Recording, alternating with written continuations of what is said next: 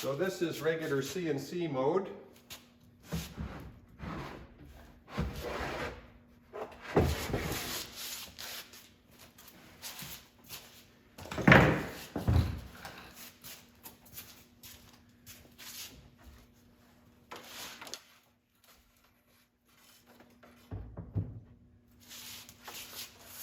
This is 4th axis mode.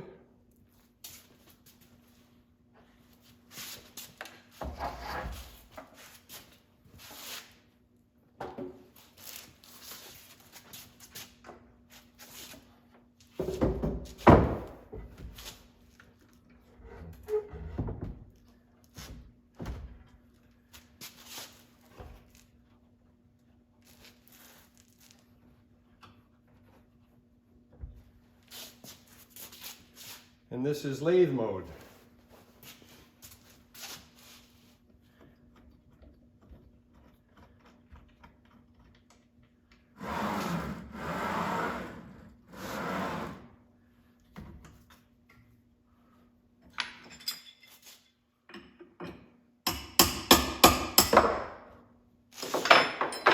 And I can put a chuck on here.